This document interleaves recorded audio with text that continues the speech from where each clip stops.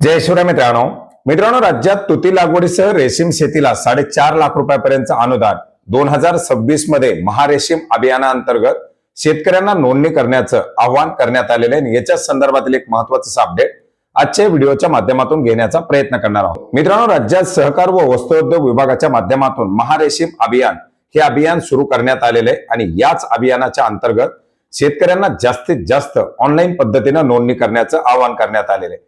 आपले सरकार सेवा पोर्टलच्या माध्यमातून शेतकऱ्यांना ही नोंदणी करता येणार आहे।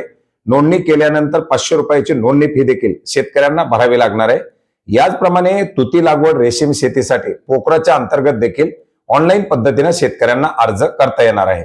मित्रांनो, एकंदरीत आपण जर पाहिलं तर शेतकऱ्यांच्या माध्यमातून सोयाबीन असेल, तूर असेल, कापूस असेल, मूग उडीद असेल, अशा बऱ्याच मोठ्या प्रमाणात पारंपरिक शेती केली जातात। परंतु या शेतीबरोबरच शेतकऱ्यांना एक शाश्वत उत्पन्नाचा स्रोत म्हणून या रेशीम शेतीकडे पाहिलं जातं। एकंदरीत आपण जर पाहिलं तर राज्यातील रेशीम लागवडीसाठीचं जे काही वातावरण आहे ते अतिशय अनुकूल, अतिशय पोषक असं वातावरण आहे। मोठ्या प्रमाणात शेतकऱ्यांना या शेतीच्या माध्यमातून फायदा मिळत आहे आणि मोठ्या प्रमाणात शेतकरी या शेतीकडे देखील वळत आहेत। आता याच रेशीम शेतीला मोठ्या प्रमाणात चालना मिळावी यासाठी महारेशीम अभियान 2026 ची घोषणा करण्यात आलेली आहे आणि याच अभियानाच्या अंतर्गत शेतकऱ्यांना जास्तीत जास्त ऑनलाईन पद्धतीने नोंदणी करण्याचं आवाहन करण्यात आलेलं आहे। 5 फेब्रुवारी पासून 5 मार्च 2026 पर्यंत शेतकऱ्यांना ही नोंदणी करता येणार आहे। अर्जदार शेतकऱ्याला 7/12/8 चतुर्सीमा नकाशा, आधार कार्ड, बँकेचं पासबुक झेरॉक्स आणि 2 पासपोर्ट साईजचे फोटो अशा प्रकारचे कागदपत्र देऊन ही नोंदणी करता येणार आहे।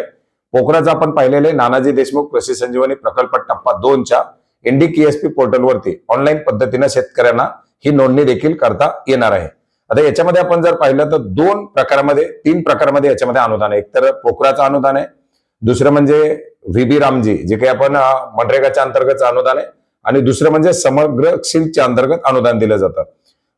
मनरेगाच्या अंतर्गत जर आपण पाहिलं तर जे काही अल्पभूधारक शेतकरी यांना 1 एकर तुती लागवडीसाठी 895 मनुष्य दिनाची हजेरी दिली जाते।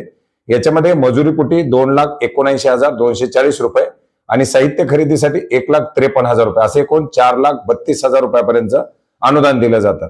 तर समग्र सिल्कच्या अंतर्गत तुती लागवडीला 45,000 रुपये एकर, सिंचन संचासाठी 45,000 रुपये, कीटक संगोपन ग्रहासाठी 2,43,750 आणि संगोपन साहित्यासाठी 37,500, एकूण औषधं हे सगळा खर्च मिळून 3,75,000 रुपयाचं समग्र सिल्कच्या अंतर्गत अनुदान दिलं जातं।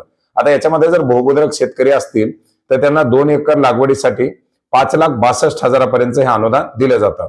पोखराच्या अंतर्गत सुद्धा आपण जर पाहिलं तर 45,000 रुपये तुती लागवडीसाठी, रेशीम कीटक संगोपन ग्रहासाठी 2,43,000, संगोपन साहित्यासाठी 36,375 आणि 3,025 हे जे काही औषधासाठी वगैरे असे एकूण 3,25,125 रुपयाचं अनुदान या योजनेच्या अंतर्गत पोखराच्या अंतर्गत दिलं जातं। अशा प्रकारे पोखरा असेल किंवा समग्र सिल्क असेल, याचबरोबर मनरेगा असेल, अशा वेगवेगळ्या योजनांच्या अंतर्गत शेतकऱ्यांना तुती लागवडीसाठी नोंदणी करण्याचं आवाहन करण्यात आलंय। प्रत्येक योजनेच्या अंतर्गत लक्ष्यांक देण्यात आलेले आहेत। हजारो हेक्टर जमीन ही रेशीम लागवडीखाली या तुती लागवडीखाली आणण्याचं उद्दिष्ट आहे। आपण सुद्धा या योजनेकरता ऑनलाईन पद्धतीने नोंदणी करू शकता। आपलं गाव जर पोखरा योजनेअंतर्गत असेल तर आपण पोखराच्या NDKSPच्या पोर्टलवरती नोंदणी करू शकता आणि जर आपलं गाव पोखरामध्ये नसेल तर आपण मनरेगा, समग्र सिल्क या योजनांचा लाभ घेऊ शकता। 5 फेब्रुवारी 2026 पर्यंत आपण ही नोंदणी करू शकता। धन्यवाद।